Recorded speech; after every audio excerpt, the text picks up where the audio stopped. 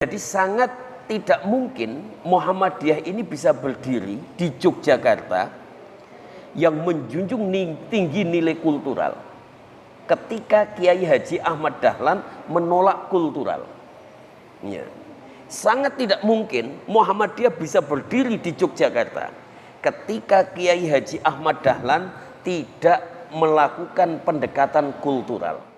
Bismillahirrahmanirrahim. Assalamualaikum warahmatullahi wabarakatuh. Alhamdulillah, la khala wa la quwata illa billah. Ashhadu an la ilaha illallah wahdahu la syarikalah wa ashhadu anna Muhammadan abduhu wa rasuluhu la nabiyya ba'dah. A'udzu billahi minasyaitonir rajim. Walau annal Qur'an suyirat bil jibal aw qudiyat bil ardu aw kulimat bil mauta balillahi amru jami'an. Shadaqallahul azim. Al mukarramun, para yai, ustaz, bunyai, ustazah, para adik-adik semuanya yang luar biasa. Pak Yai Farhan, imam besar Muhammadiyah Meranggen, ya. Yang luar biasa, rantingnya menggema, cabangnya menggema. Jadi ranting cabang Meranggen ini tidak hanya menjadi perbincangan di Pedurungan, Tembalang ataupun Semarang Selatan, tetapi menjadi perbincangan di Jawa Tengah, mungkin Indonesia. Hanya saja mungkin setiap ada penilaian terkait dengan ranting terbaik, mungkin ora tau melu, dadi ora tau juara gitu ya. Aku ki Meranggen ora kober melu gitu. Jadi sekarang penilaian itu kan didasarkan pada indikator aplikasi yang sudah disediakan lewat online. Nah, tetapi ketika nggak mengisi di situ ya akhirnya yang ada SIMAS, ada yang terkait dengan pengembangan cabang dan ranting. Ya, jadi nanti tahun depan ketika ada ikut. Nah, ini ada keunikan yang luar biasa. Maka saya tertarik sekali bersilaturahim di tamasya, khususnya di Muhammadiyah Meranggen ini. Ini luar biasa.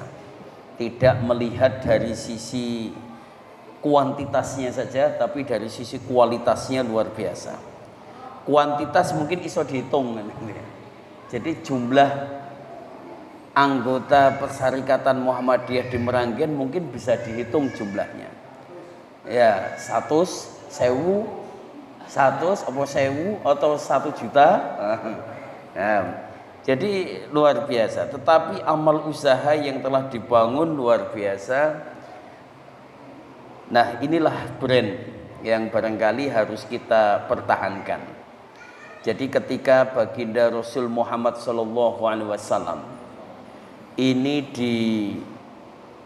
beliau itu diciptakan atau dilahirkan menjadi pemimpin.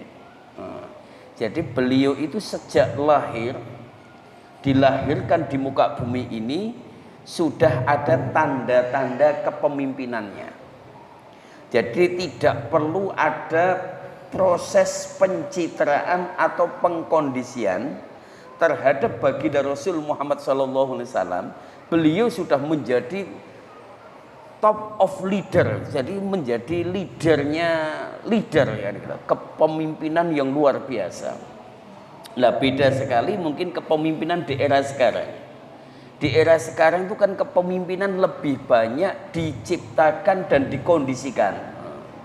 Sebenarnya dia tidak memiliki kemampuan tertentu, tidak memiliki kemampuan memimpin, tapi diimage-kan. Nah, selalu apalagi sekarang di era medsosnya. Mulai dari bangun tidur sampai tidur kembali, itu sudah mulai pengkondisian.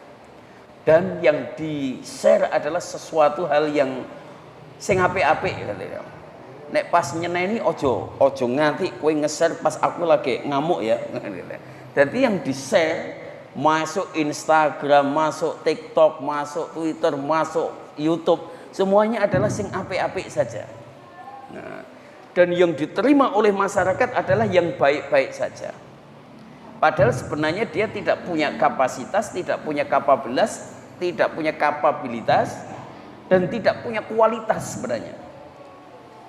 Tetapi karena pengkondisian itu yang luar biasa, seolah-olah tidak ada lain yang hebat di dalam kepemimpinan kecuali hanya dirinya sendiri. Maka disinilah perlunya brand, membangun brand. Di dalam konsep dakwah pun ya harus membangun brand. Maka karena ada dua amanah dan mandat bagi kita di muka bumi ini adalah yang pertama sebagai khalifah, yang kedua sebagai hamba. Ketika Pak Widadi memberikan arahan di doa Kamis itu membahas soal dua hal ini. Jadi kita ini di muka bumi ini paling tidak ada dua mandat. Mandat yang pertama adalah sebagai hamba. Wa ma khalaqtul jinna wal ins illa liya'budun. Tidaklah aku ciptakan sebangsa jin dan manusia di muka bumi ini kecuali untuk menyembahku, kata Allah. Jadi yang pertama adalah sebagai hamba. Nah, yang kedua, keberadaan kita ini sebagai khalifah. Wa id qala rabbuka lil malaikati inni ja'ilun fil ardi khalifah. Jadi ada dua mandat yang harus kita emban bersama-sama, bahwa kita ini sebagai hamba Allah, yang kedua kita ini sebagai khalifah di muka bumi ini, yang siapa yang menjadi khalifah, menjadikan kita ini khalifah? Allah Subhanahu wa taala. Nah, karena kita ini menjadi khalifah di muka bumi ini, maka kita harus bisa menciptakan suasana-suasana yang menggembirakan. Maka keberadaan Persyarikatan Muhammadiyah di Meranggen, di Pucang Gading, dan di Demak yang relatif hiruk pikuknya itu persaingan dalam sebuah gerakan itu luar biasa, tetapi bisa kita saksikan dan kita rasakan, walaupun sing ngopeni ya pontang-panting kan gitu ya. Sing ngrasake sing ngopeni pontang-panting, tapi kita melihatnya dari jauhan, wah luar biasa gerunya. Nah, maka konsep dakwah amar ma'ruf nahi mungkar ini, wa ya'muruna bil ma'ruf wa yanhauna 'anil munkar wa ulaika humul muflihun, itu ada tiga posisi kalau secara teori yang harus kita kembangkan. Jadi posisi kita yang pertama itu adalah positioning tadi. Nah, mau dunia dakwah, mau dunia bisnis, mau dunia caleg. Kebetulan ini para tokoh-tokoh Muhammadiyah di Meranggen ini juga ada yang berikhtiar menjadi penyambung lidah rakyat, ya, melalui partai yang sudah diikhtiari. Ada Pak Mamunto, Pak Syafruddin Mamunto, ada Pak Ketua PCM-nya, nah, Pak Farhan, dan mungkin ada bapak-bapak yang lain. Itu bisa dijadikan ini dijadikan sebagai strategi bisnis juga bisa, dijadikan strategi dakwah juga bisa, dijadikan strategi untuk mensosialisasikan diri di dalam kepentingan pemilu juga bisa. Pertama adalah positioning tadi. Keberadaan manusia saja pertama kali di dunia ini untuk menjadi khalifah itu positioningnya terancam kok. Ketika Allah mengumumkan wa id qala rabbuka lil malaikati inni ja'ilun fil ardi khalifah, itu diprotes oleh malaikat. Sepanjang malaikat diciptakan oleh Allah SWT ora tahu protes. Hei malaikat kowe jaga langit, langit dijaga. Hei malaikat kowe ngatur udan, udan sing dijaga. Hei malaikat kowe ngatur rezeki apa yang ada di muka bumi. Itu semua apa yang diperintahkan oleh Allah SWT dilakukan oleh malaikat tanpa ada bantah sama sekali, tanpa ada protes sama sekali. Tapi giliran Allah mengatakan wa id qala rabbuka lil malaikati inni ja'ilun fil ardi khalifah, maka tiba-tiba malaikat protes, wahai Allah, mengapa engkau akan menjadikan di muka bumi ini seorang khalifah dari kalangan manusia yang kelak dia akan mudah membuat kerusakan di muka bumi, mudah menumpahkan darah di muka bumi. Tapi ketika protesnya malaikat itu dijawab oleh Allah, inni a'lamu ma la ta'lamun, bahwa aku ini lebih tahu daripada apa yang kamu ketahui. Maka malaikat diam, sami'na wa ta'na. Jadi positioning penting. Maka di dalam dakwah amar ma'ruf nahi mungkar Muhammadiyah, bagaimana posisi kita ini bisa diterima dulu di masyarakat. Maka mengapa di Muhammadiyah itu tidak tunggal organisasinya, ada banom atau ortom. Kalau di NU itu banom, tapi kalau di Muhammadiyah ortom, badan otonom, atau kalau di Muhammadiyah organisasi otonom. Mengapa tidak seperti HMI? HMI itu mulai dari induknya sampai apa ya HMI. Pemuda Pancasila mulai dari pusat sampai ya Pemuda Pancasila. Tapi Persyarikatan Muhammadiyah membaca betapa segmentasi ini diperhatikan. Maka positioning ketika di daerah di situ tidak bisa Muhammadiyah masuk, maka yang masuk adalah Tapak Suci dulu. Yang masuk Hizbul Waton dulu Pak Effendi. Yang masuk Kokam dulu. Yang masuk Pemuda Muhammadiyah atau NA atau IMM atau IPM. Ini bagian daripada strategi sebenarnya. Jadi tidak langsung mak bedunduk. Karena segala sesuatu yang mengejutkan, orang kaget, itu jadi emosi. Jadi jajal jenengan misalnya dalam situasi ketoke membahagiakan tetapi digetak sekomburi. Karena kagetnya tidak bahagia tapi malah ngamuk. Nah, masyarakat kita ini mayoritas secara psikologis itu cenderung lebih banyak yang kagetan ketika ada sesuatu yang baru, sesuatu yang di luar kebiasaan. Jadi masyarakat kita ini pada hakikatnya secara psikologi itu masyarakat kagetan. Maka kita coba belajar dari Wali Songo. Wali Songo itu tidak semuanya berhaluan kultural, tetapi ada berhaluan modern. Bahkan di dalam penelitian ada pemikiran-pemikiran di antara sekian Wali Songo itu ada pemikirannya yang sama dengan Muhammadiyah. Sehingga pola yang dilakukan oleh Wali Songo di dalam dakwah itu juga memperhatikan aspek psikologi masyarakat. Ketika masyarakat di situ masih kebiasaan budaya Hindu, Buddha, ya di situ tidak menghilangkan budaya, tetapi kekuatan real, rohnya, jantungnya, keislaman, tauhid di situ masuk, tetapi tidak menghilangkan serta-merta terhadap budaya-budaya lokal. Karena apa? Kalau kita langsung mengubah kaget, kita sudah ditolak, sudah tidak punya ruang dulu. Jadi sama perjalanan Muhammadiyah yang saya perhatikan se-Jawa Tengah, khususnya di Kebumen atau di daerah-daerah itu, kalau misalnya masyarakat di sekitar situ masih kebiasaannya tahlilan, Muhammadiyah ngadake tahlilan.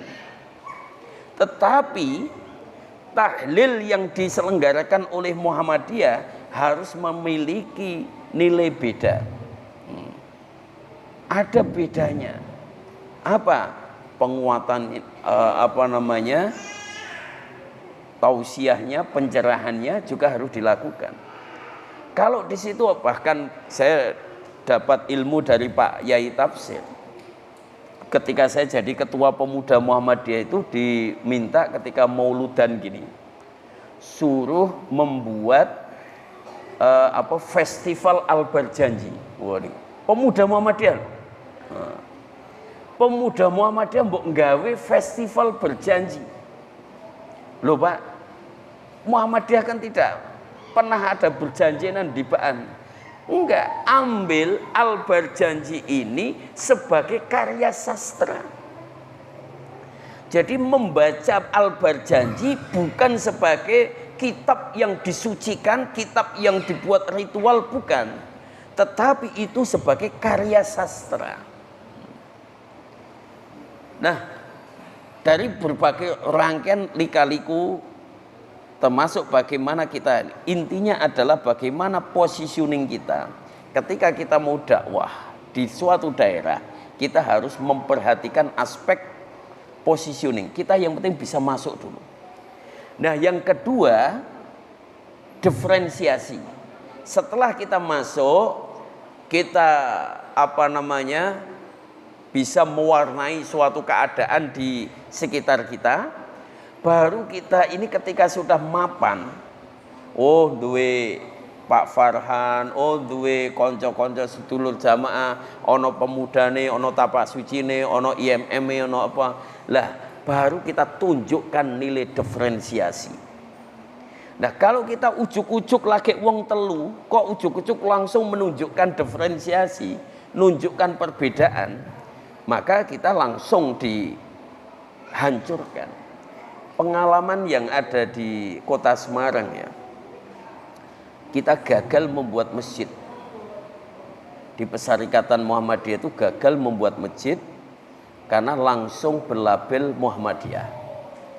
Masyarakat di sekitar situ adalah masyarakat yang kultural, yang tidak bisa menerima Muhammadiyah. Maka di situ ditolak. Tanahnya jelas ada wakaf kepada Muhammadiyah. Duitnya buat bangun jelas sudah siap. Goro-goro hanya masyarakat sekitarnya itu menolak, akhirnya batal didirikan Masjid Muhammadiyah itu di kota Semarang. Kalau misalnya itu dipublikasi, Semarang itu sudah tidak bisa menjadi kota toleran. Karena salah satu organisasi besar Muhammadiyah ketika mau membangun masjid ditolak di daerah Ngalian, tepi jalan raya, mau masuk ke kebun binatang itu kiri jalan, itu ada tanah wakaf dari Pak Kiai Sa'di Zainur, itu siap dibangun masjid, ditolak oleh warga setempat yang mengatasnamakan itu kelompok Nahdlatul Ulama, kelompok kader-kader NU, menolak di situ. Nah, ini kenapa kita tidak bisa mengambil hati secara positioning, ngerti-ngerti langsung main serampangan. Jadi kita perlu ada seni. Maka dakwah amar ma'ruf nahi mungkar itu kan ada al-ma'ruf. Ma'ruf itu arafaya. Ma'ruf itu kan sesuai dengan kearifan lokal. Kita itu harus memperhatikan aspek-aspek ma'ruf. Jadi tidak hanya sekedar aspek dari sisi kebenaran saja, tapi aspek kemakrufan itu juga harus kita perhatikan. Jadi jangan sampai kita ini mau tujuannya apik tetapi keburu-buru. Maka yang kedua tadi ada nilai diferensiasi. Nilai diferensiasi ini yang harus kita tonjolkan apa?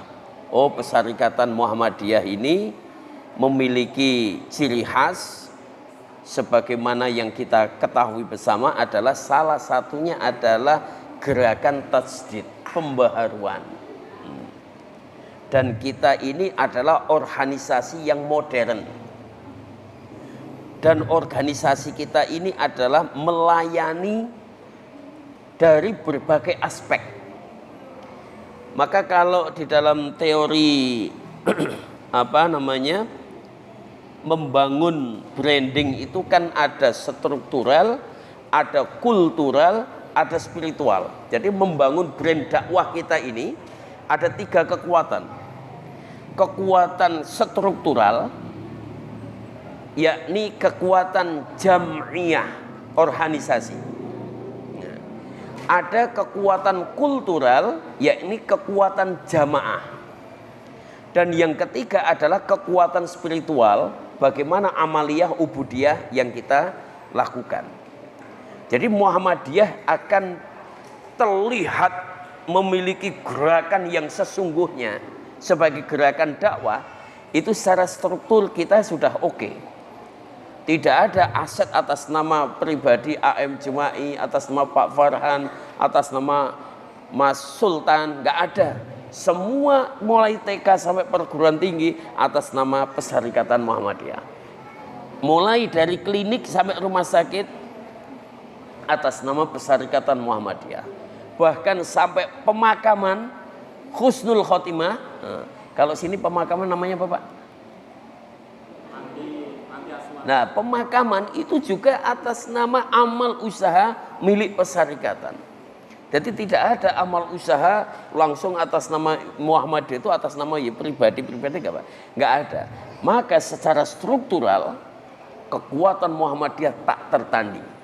Bahkan tidak hanya di Indonesia, di dunia. Jadi seluruh organisasi kemasyarakatan di dunia ini yang mapan itu adalah Pesyarikatan Muhammadiyah. Bahkan di Indonesia, ormas sebagai kontributor pajak terbesar itu adalah Pesyarikatan Muhammadiyah. Kalau dilihat NPWP-nya ormas, yang itu ada isi bayar pajak terbesar hanya Pesyarikatan Muhammadiyah. Ya. NU banyak pondok pesantren, banyak, tetapi kan milik individu para kiai-kiai. Oke, secara struktural Muhammadiyah unggul. Bahkan grow-nya amal usaha negara saja kalah.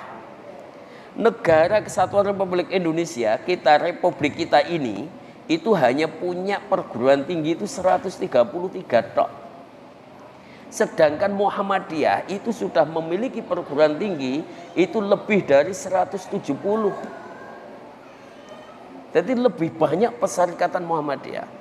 Grow-nya itu sangat dibanggakan terhadap amal usaha. Tetapi evaluasi terkait dengan jamaah, lah itulah yang perlu kita lakukan. Karena apa? Kultural tadi penting. Kultural. Kita membangun kekuatan kultural. Maka sampai ada keputusan Muktamar Muhammadiyah mulai di Jogja, sebelumnya di Malang, di Jogja, kemudian di Makassar, kemudian kembali kemarin ke Solo.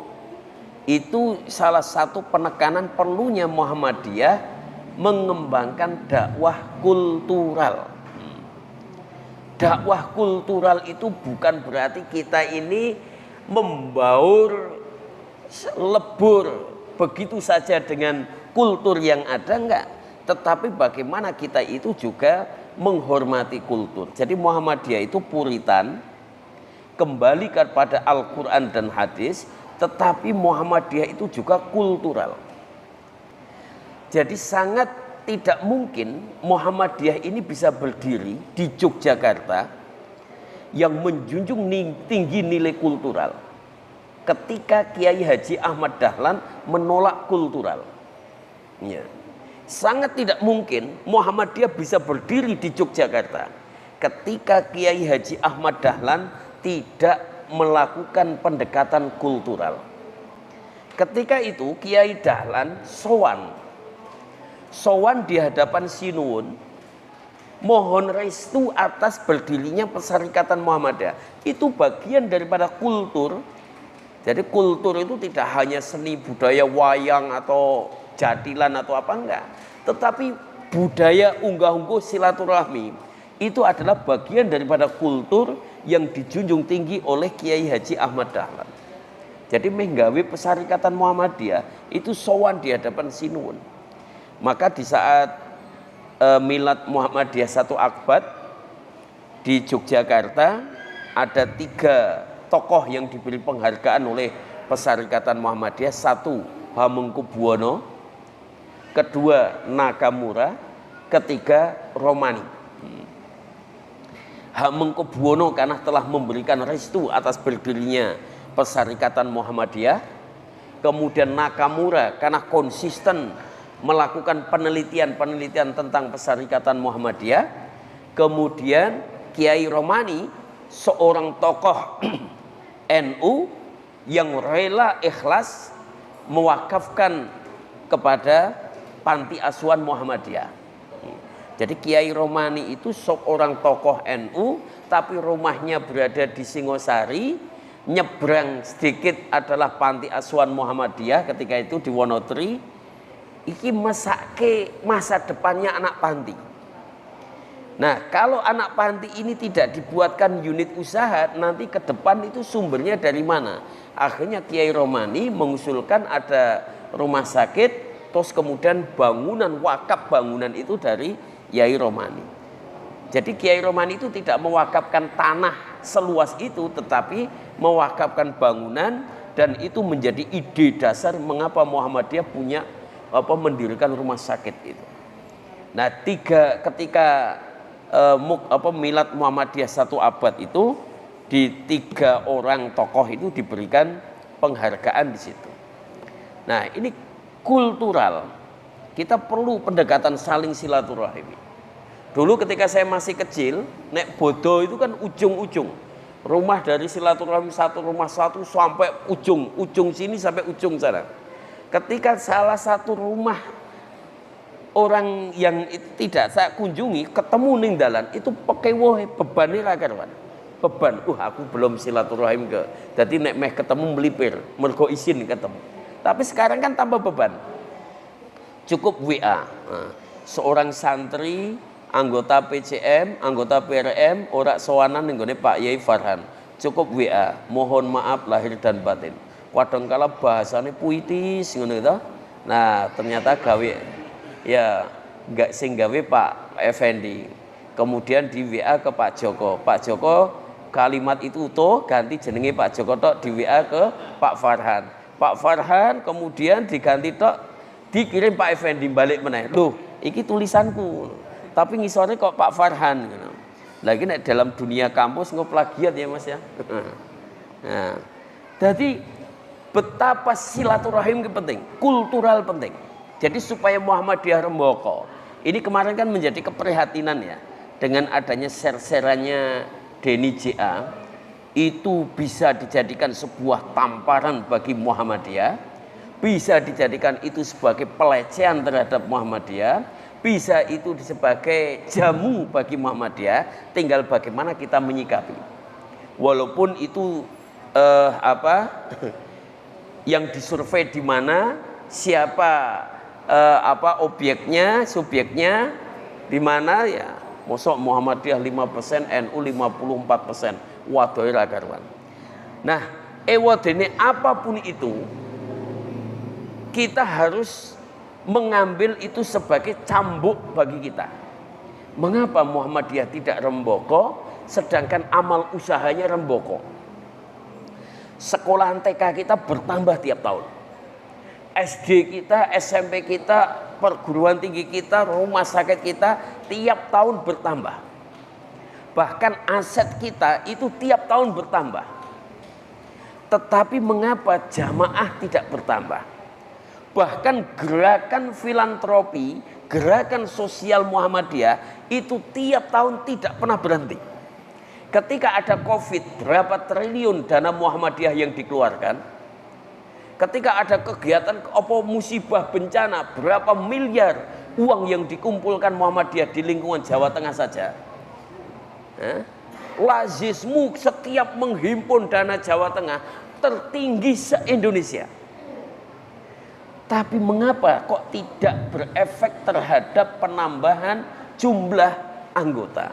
Lah ini yang harus jadi evaluasi bagi kita. Maka waktunya sangat singkat. Itulah betapa penting kita membangun brand dakwah Muhammadiyah. Brand itu ada 3. Ada brand image, ada brand identity, ada brand integrity. Jangan biarkan Muhammadiyah itu masuk hanya di ranah brand image. Di image ketok. Nah, jadi kalau brand image itu masih kelasnya Jumai. Ketika mau ada tampil, Mas, tolong ya, aku engko dipoto ya.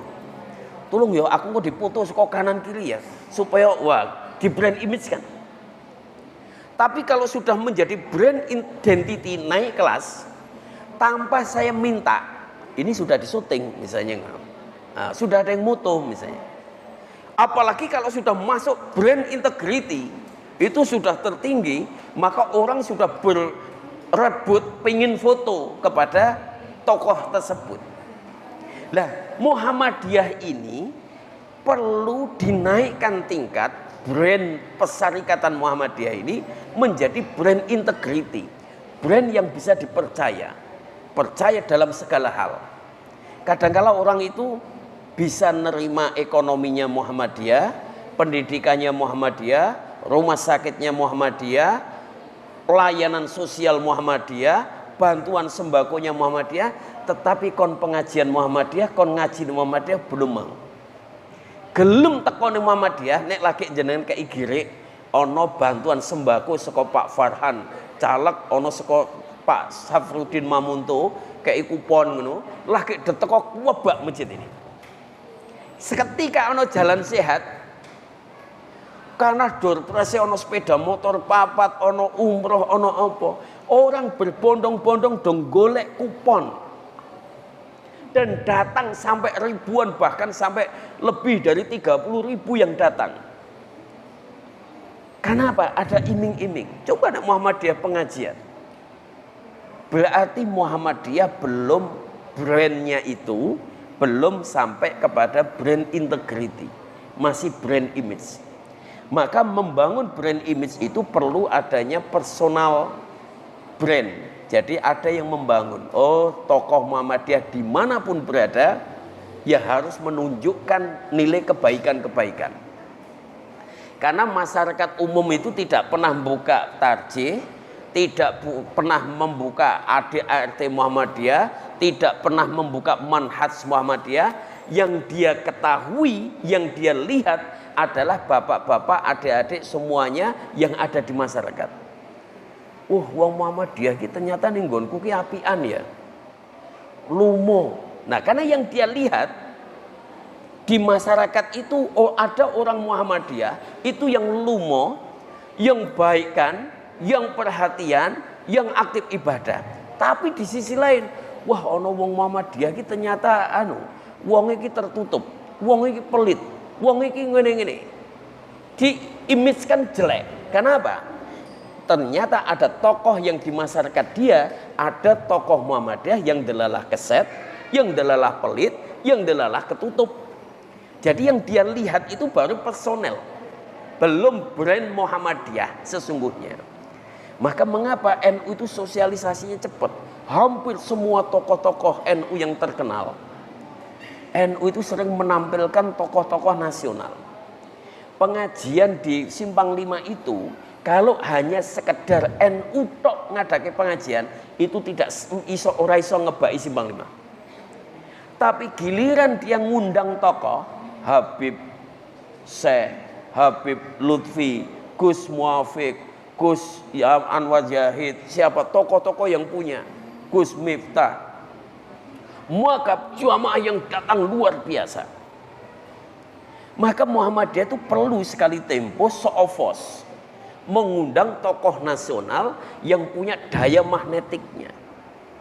Undang sekali tempo Muhammadiyah, ngundang Adi Hidayat, ngundang Abdus Somad, ngundang siapa yang dimana tokohnya, kiainya itu sudah memiliki brand yang sangat ini. Nah, sehingga membangun brand tadi, brand image, brand identity, brand integrity. Kalau sudah brand integrity, wah ini maghrib Isya jam berapa ini? Oh, 10 menit lagi. Jadi bagaimana Muhammadiyah ini bisa membangun brand integrity.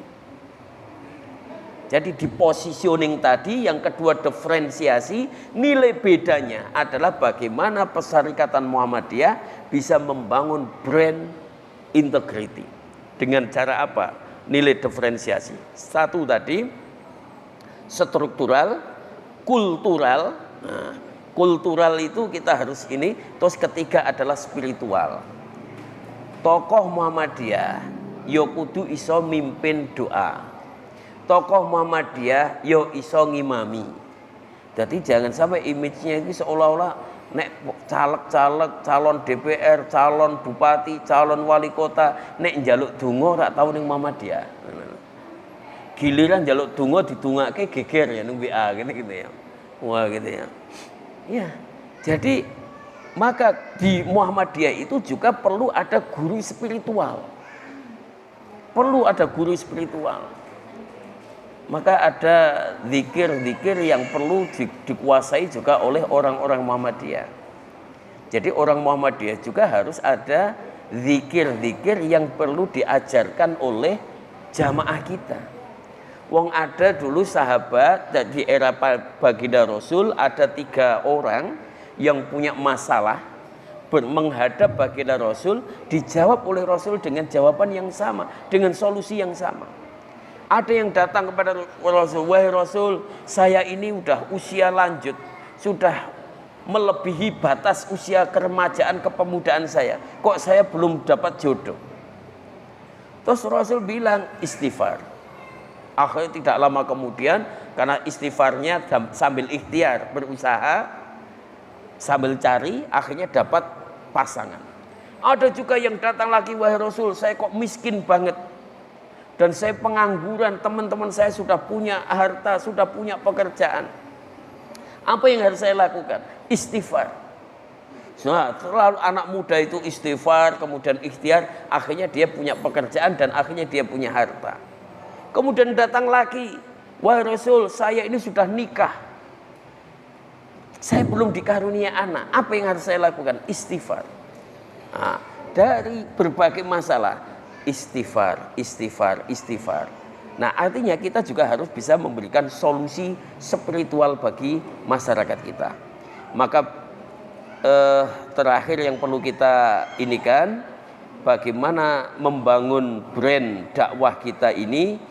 Yang pertama adalah dimensi keyakinan, ideologi juga harus dikedepankan. Jangan sampai ada upaya-upaya pengkerdilan akidah itu kita biarkan. Disadari atau tidak bahwa ada 3 upaya yang akan ditembakkan kepada umat Islam. 1, pengkerdilan akidah. 2, upaya pembodohan terhadap umat. 3 adalah upaya memiskinkan umat. 3 itu. Pengkerdilan terhadap akidah. Oh, pisahkan antara agama dengan politik. Pisahkan antara urusan dunia dengan urusan agama. Ini adalah bagian daripada pengkerdilan akidah. Jadi yang namanya kita umat Islam itu harus punya gairah dan punya semangat bagaimana di dalam kepemimpinan itu. Wong kemarin aja mohon maaf ya, dan itu terbuka di media, ini bukan karena isu, ning media terbuka.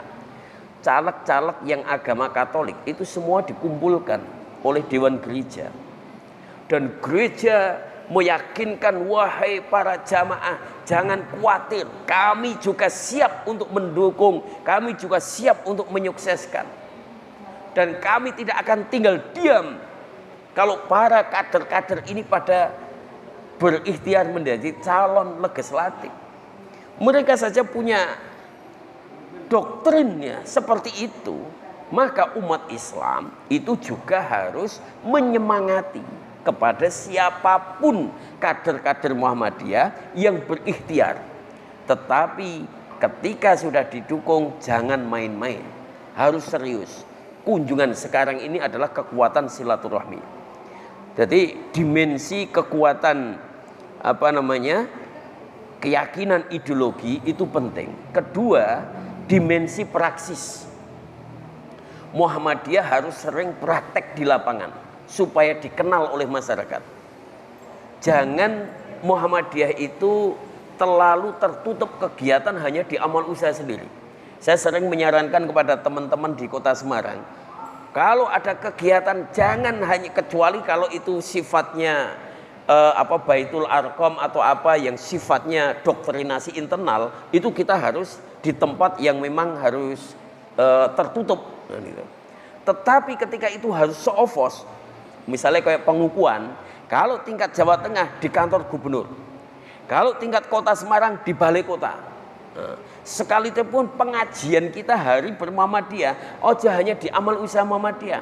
Sekali tempo ning gone ya kecamatan, halaman kecamatan. Kalau tingkat kecamatan, sekali tempo ning gone lokalisasi Sunan Kuning kan gitu ya.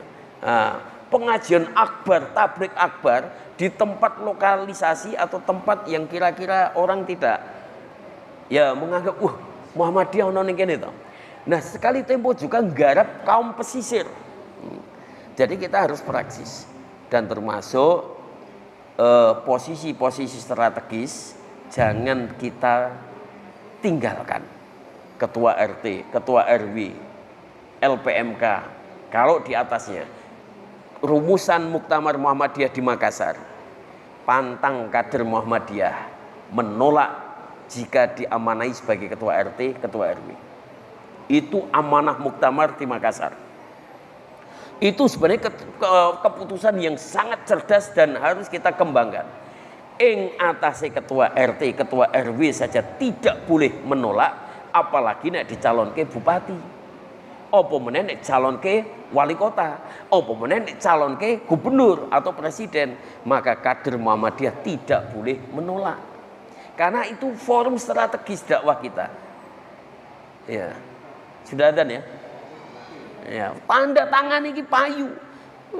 Dadi wali kota, iso nutup Sunan Kuning itu wali kota. Iso nutup JBL itu wali kota.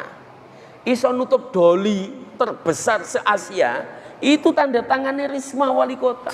Sebenci apapun kita dengan Risma, Risma berjasa menutup prostitusi terbesar se-Asia, Doli itu. Kalijodo tutup itu ya tanda tangannya gubernur. Jadi jangan remehkan. Terus kemudian pengalaman, dimensi pengetahuan agama, dimensi konsekuensi, ini harus kita perhatikan. Jadi mudah-mudahan waktu kita yang singkat ini bagaimana membangun brand dakwah amar ma'ruf nahi mungkar, kita harus siap dan berani keluar dari pakem. Jadi kita harus siap keluar dari pakem. Dah, jangan ingah-ingih, ojo wedi, ojo jirih dengan komentar-komentar orang luaran sana. Ya. Pokoknya Muhammadiyah adalah ormas yang di Indonesia ini secara legalitasnya itu sudah diakui. Eksistensinya tidak hanya di Indonesia, bahkan dunia juga diakui. Sehingga ketika ada orang yang mencemooh, ada orang biarkan orang itu belum paham. Jangan langsung kita ngelukro. Tetapi bagaimana kita tetap eksis di dalam gerakan dakwah amar ma'ruf nahi mungkar, sehingga mudah-mudahan Muhammadiyah ini semakin remboko. Gerakan jamaah, jam'iyah, kemudian amaliyah, inilah yang harus kita senantiasa pertahankan, dan mudah-mudahan kita juga akan dihantarkan ke Jannatun Naim sebagaimana komitmen di dalam anggaran dasar dan anggaran rumah tangga di ADART itu bersama Muhammadiyah dihantarkan ke pintu surga Jannatun Naim. Mudah-mudahan bermanfaat dan kita semuanya berdoa mudah-mudahan kita semuanya diberikan panjang umur, sehat, dan dakwah kita adalah dakwah yang membawa manfaat dan Muhammadiyah bisa menjadi sarana ibadah kita kepada Allah Subhanahu wa taala. Maturun, kurang lebihnya mohon maaf. Nasrun minallah wa fathun qarib. Assalamualaikum warahmatullahi wabarakatuh.